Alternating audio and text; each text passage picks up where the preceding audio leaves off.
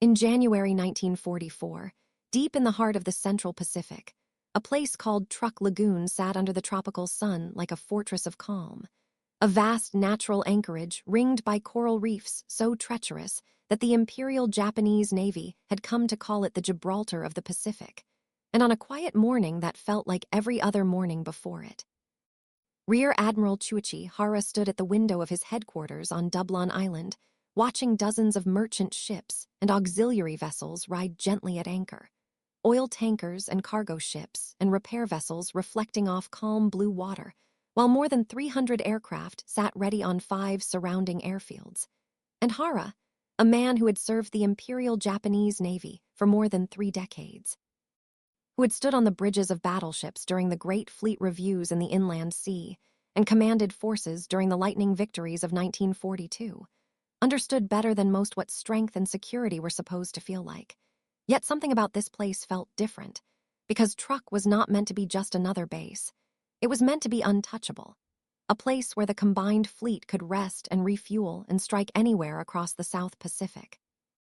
A place the Americans would never dare to attack. At least that is what every report from Tokyo had insisted. And when his chief of staff, Captain Kawamura, entered with the morning count of 58 operational vessels, Hara simply nodded and kept his eyes on the horizon, because in the back of his mind, a quiet unease had begun to grow over the preceding weeks. Word after word arriving of new American ships appearing in numbers nobody in the Japanese high command had thought possible. Entire classes of fast fleet carriers rolling out of shipyards faster than anyone could track. And though the lagoon still felt safe in that warm and glittering morning light, that feeling would not survive the month, because in early February, a pair of American reconnaissance aircraft appeared high above the anchorage, so high that lookouts could barely see them against the sky. And when the report reached Hara during his morning briefing, he understood immediately what it meant.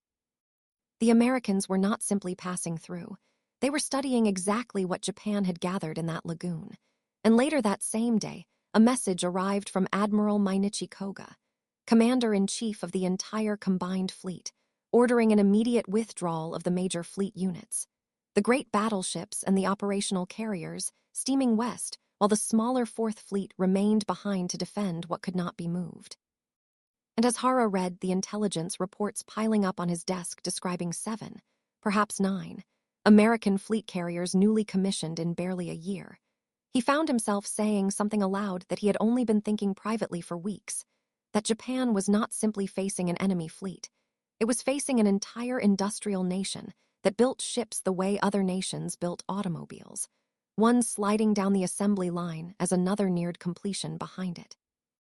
And he ordered the remaining tankers dispersed, and the air patrols doubled, sensing that whatever was coming would not arrive with a pair of bombers and a camera, but with everything the United States Navy could throw across the ocean.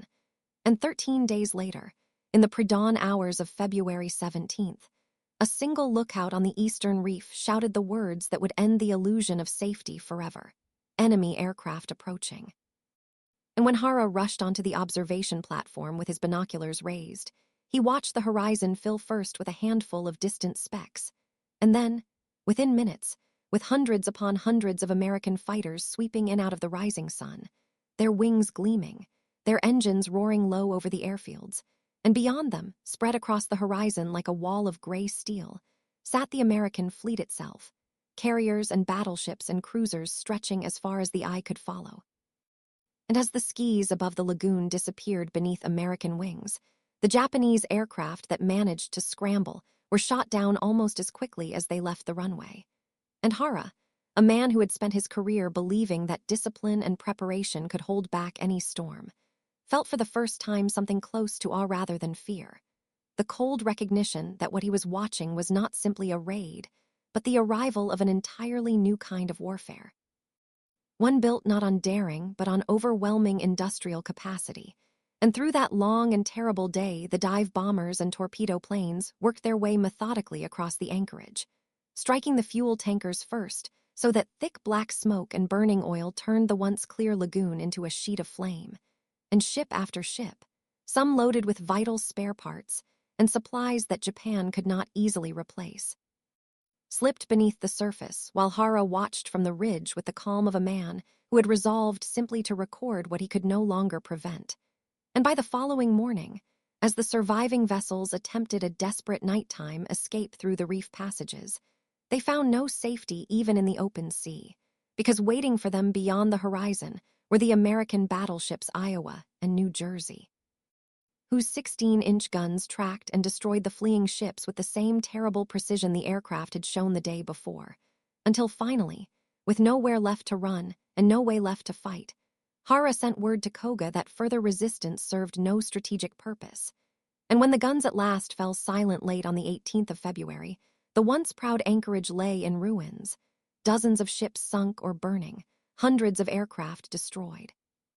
fuel reserves and repair facilities gone, and Truk Lagoon, the Gibraltar of the Pacific, had ceased in the span of 48 hours to exist as a meaningful base at all.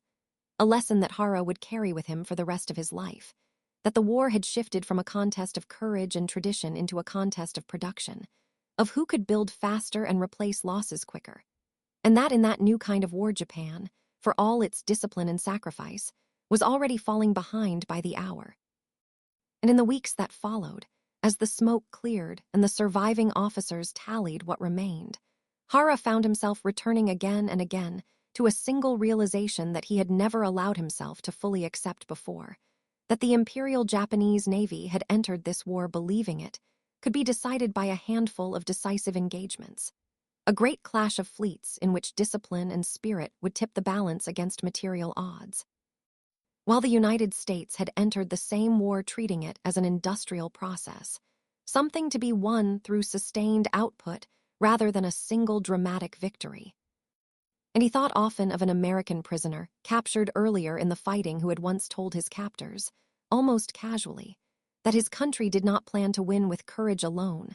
but with factories that never slept, words Hara had originally dismissed as simple propaganda, but now understood to be nothing closer to plain fact. Because where Japan measured every ton of steel and every drop of fuel with painstaking care, American shipyards were turning out new fleet carriers in numbers that had seemed almost fictional only 2 years earlier, training fresh pilots even as veteran aviators were still being rotated through combat, and replacing sunken ships and downed aircraft before the wreckage had even settled beneath the waves. And that same hard truth would repeat itself only 4 months later, far to the south in the waters of the Philippine Sea, where in June of 1944, the Imperial Japanese Navy staked what remained of its carrier strength on a single decisive battle, meant to halt the American advance toward the Mariana Islands, a chain so strategically vital that its loss would place Japan's home islands within range of American long-range bombers.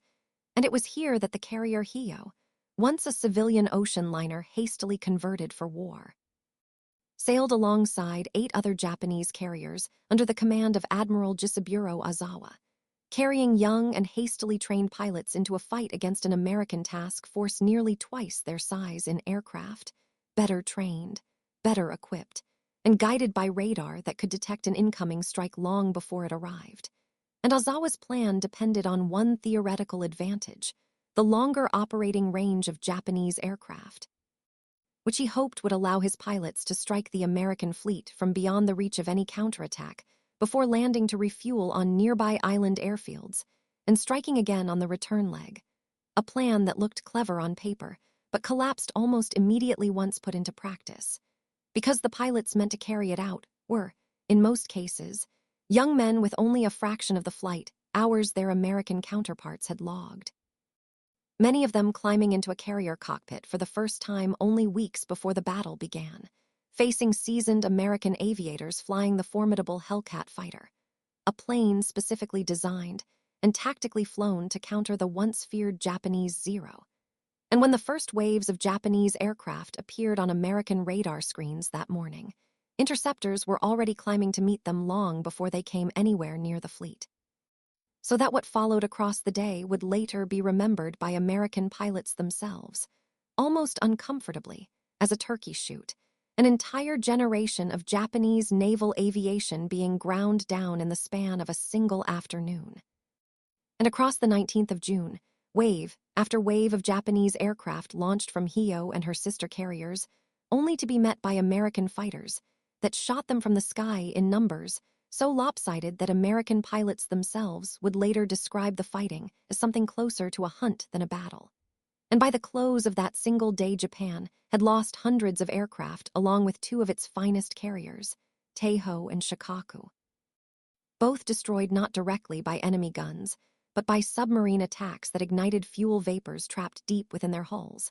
And even as this catastrophe unfolded, Ozawa, uncertain of the scale of his losses, continued to press the attack, so that when American search planes finally located his retreating fleet on the following afternoon, Admiral Mark Mitcher made the difficult decision to launch a long-range strike despite knowing his pilots would likely be forced to return and land in darkness. And as the American aircraft descended on the Japanese formation in the fading light of evening, Hio maneuvered desperately through smoke and anti-aircraft fire until a torpedo struck her hull near the aviation fuel storage, igniting fires that spread far faster than her damaged systems could contain. And as electricity failed and pumps lost pressure, her crew fought through smoke and heat to save a ship that was already beyond saving. Until 2 hours later, a massive internal explosion tore through her structure and sent her to the bottom of the sea along with more than 200 of her crew. And Teiho, the newest and most heavily armored carrier in the entire Japanese fleet, a vessel her engineers had believed nearly unsinkable, suffered an even swifter and more tragic fate, struck early in the battle by a single torpedo that seemed at first to cause only minor damage. Only for the true danger to reveal itself hours later, when ruptured fuel lines released invisible vapor that inexperienced damage control officers, attempting simply to clear the smell of gasoline, unwittingly spread throughout the ship's ventilation system, filling compartment after compartment with an invisible and highly explosive mixture that finally ignited that afternoon in a blast so powerful it tore the armored flight deck from the hull and doomed the ship within hours, taking more than 1,600 of her crew down with her. And in the space of 2 days, Japan had lost 3 fleet carriers and hundreds of its most promising young aviators, a blow from which its naval air power would never recover. And while these battles at sea marked the collapse of Japan's ability to contest the ocean itself, another story, quieter and more personal,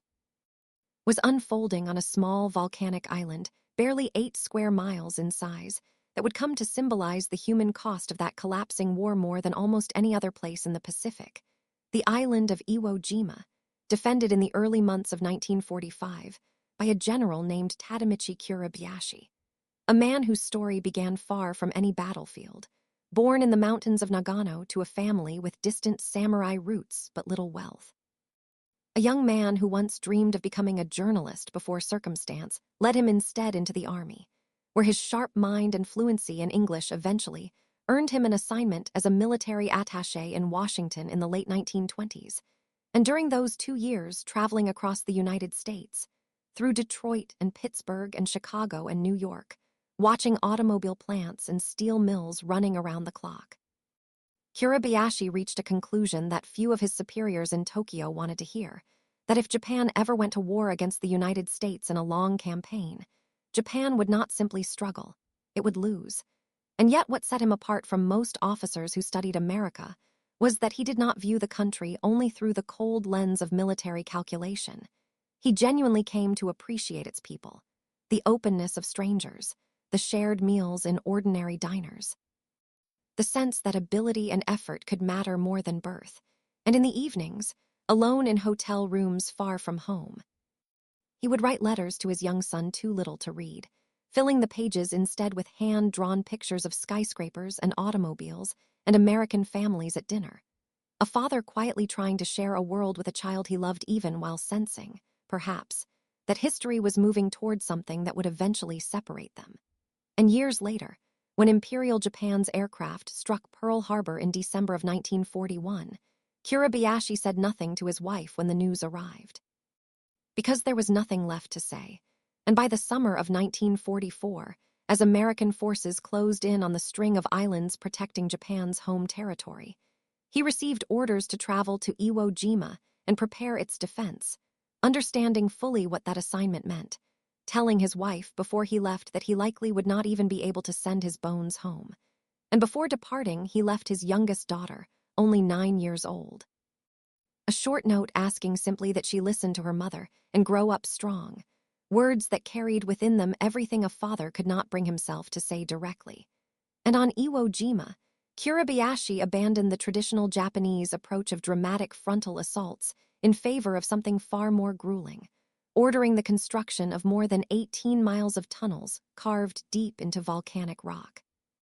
A hidden defensive network designed to make every yard of ground cost the invading force as dearly as possible. And he went so far as to forbid the mass suicide charges that Japanese commanders had relied on elsewhere in the Pacific, insisting instead that every soldier fight from concealed positions for as long as humanly possible. A decision that ran against military tradition, but reflected the same clear-eyed realism that had defined his years studying America. And when American Marines landed on the island in February of 1945, expecting resistance to have been shattered by days of naval bombardment, they instead found an eerie silence that soon gave way to fire from positions they could not see, gunfire emerging from narrow ventilation openings, and then vanishing back into the rock before it could be located. An invisible enemy that unsettled seasoned veterans who had fought across the Pacific and encountered nothing quite like it before. Beginning more than a month of brutal, grinding combat that would claim more American Marine lives than any other battle in the Corps history. And even after the famous photograph of Marines raising the flag atop Mount Suribachi became one of the most recognized images of the entire war, more than 3 weeks of equally brutal fighting still remained across the island's northern reaches. And even as the now iconic flag rose above Mount Suribachi only days into the fighting, Kurabayashi and his remaining men continued to hold out from the island's northern reaches for weeks longer, until, with his forces reduced to only a few hundred exhausted soldiers, he led one final assault into the night, having first quietly removed every mark of rank from his uniform, and his body was never recovered, remaining somewhere beneath that island to this day. And when word of his death eventually reached Tokyo, there was no ceremony befitting a general. Because Japan, by then, was a nation collapsing under the weight of a war it could no longer sustain, its capital already scarred by devastating bombing raids, its people struggling simply to find enough food to survive, and his widow, a woman who under the customs of the time had never been expected to work outside her household, found herself selling dried squid in the street to feed her 3 children, quietly carrying the family forward through the hardship of occupation and rebuilding without complaint. Determined that all 3 of her children, including her daughters, would receive a university education at a time when that was still far from guaranteed for young women in Japan. And decades later, when a writer researching Kurabayashi's life read his letters aloud to his surviving daughter, letters in which he had written of thinking of her always and hoping she would grow quickly and strong, she said simply that because of him she had lived a very happy life. A quiet reflection carrying the weight of an entire lifetime built in the shadow of a father she barely had time to know. And that story, once kept almost entirely private within a country still uncertain how to remember its wartime past, eventually reached a wider audience when a filmmaker adapted it into a critically acclaimed film that told the story of the battle from the perspective so rarely explored on screen. Giving voice not to strategy or triumph, but to the human beings caught inside history's machinery, and Kurabayashi's own grandson, who grew up in an ordinary post-war Japanese household where his grandfather's name was almost never spoken, would one day stand publicly on the same volcanic soil where his ancestor had died, acknowledging for the first time in front of the world a legacy his family had quietly carried in silence for 60 years. And together these stories of a lagoon believed unconquerable, of carriers built with extraordinary engineering, yet undone by a single spark, and of a general who understood better than almost anyone how the war would end yet chose to serve anyway, form a larger picture of a Pacific conflict that was ultimately decided not merely by bravery on either side, both of which existed in abundance, but by the staggering difference in industrial capacity between 2 nations. One able to replace nearly every ship and aircraft it lost within months, the other unable to replace what it lost at all. And it is worth pausing on just how quickly that imbalance revealed itself once the fighting truly began, because in barely a year and a half, between the destruction at Truk Lagoon in February of 1944 and the final defense of Iwo Jima in the spring of 1945. An empire that had once controlled a vast stretch of the Pacific found its most secure anchorages reduced to burning wreckage, its most advanced carriers lost within hours of first contact, and its most skilled defenders forced underground into tunnels, simply to make the cost of victory unbearable for an opponent it could no longer meet on equal terms. And what makes these stories endure, long after the strategic maps and casualty figures have faded from memory, is not simply the scale of the destruction, but the human details tucked inside it. A father sketching Chicago skyscrapers for a son too young to read, a mother selling dried squid in a Tokyo street to keep her children fed, a 9-year-old girl holding onto a single handwritten line for the rest of her life, and a grandson standing decades later on the same volcanic soil his family had spent 60 years trying not to speak of. And in the end, what remains today are quiet reefs where rusted hulls rest beneath clear tropical water, a deep ocean trench holding the remains of carriers that once represented the pride of an empire, and a small windswept island where a general's remains still lie undiscovered, together standing as a lasting reminder of how quickly the machinery of modern war can outpace even the deepest reserves of courage and tradition, and how the human stories inside that machinery, the letters home, the family left behind, the quiet sacrifices made far from any headline, are often the parts of history that endure longest after the smoke has cleared and the water has gone calm again.